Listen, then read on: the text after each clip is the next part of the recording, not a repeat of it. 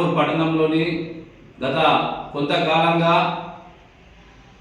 అనుమతులకు విరుద్ధంగా డబ్బులు తీసుకొని మున్సిపల్ వార్డ్ కౌన్సిలర్లే ముందుండి ఒక్కొక్క ఇంటి నిర్మాణం కోసము 50,000 నుంచి ₹1,00,000 వరకు తీసుకొని అక్రమ నిర్మాణాలు చేపడతా ఉంటే పాలక వర్గంలో ఉన్నటువంటి ఈ కౌన్సిలర్లే తప్పులు చేస్తూ ఉంటే ఎవ్వరు కూడా అడిగే పరిస్థితులు లేరు.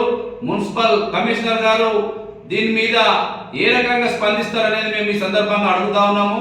గత కొద్ది రోజుల నుంచి అక్రమ నిర్మాణాలు ఆర్మూర్ పట్టణంలోని విచ్చలవిడిగా కడతా ఉంటే వాటిని అడ్డుకోవాల్సిన మున్సిపల్ కమిషనరే ఇలా ఎలాంటి అనుమతులకు విరుద్ధంగా నిర్మిస్తున్నటువంటి ఇళ్లపై ఎలాంటి కోడా గుల్పించడం లేదు. అలాగే చూసి చూడనట్టు వ్యవహరించడం అనేది చాలా సిగ్గుచేటు చర్య.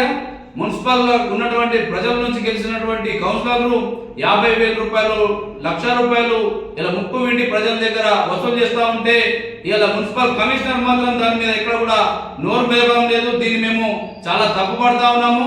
ఈ కమిషనర్ తీరు కూడా మాకు సరైనది కాదు. తక్షణమే ఇలా అక్రమ నిర్మాణాలకు ఇలా మున్సిపల్ కౌన్సిలర్ మున్సిపల్ కూర్చొని మరి అనుమతులు ఇస్తా ఉంటే ఇలా కమిషనర్ ఏం చెప్తున్నారని మేము ఈ సందర్భంగా మేము ప్రశ్నిస్తా ఉన్నాము.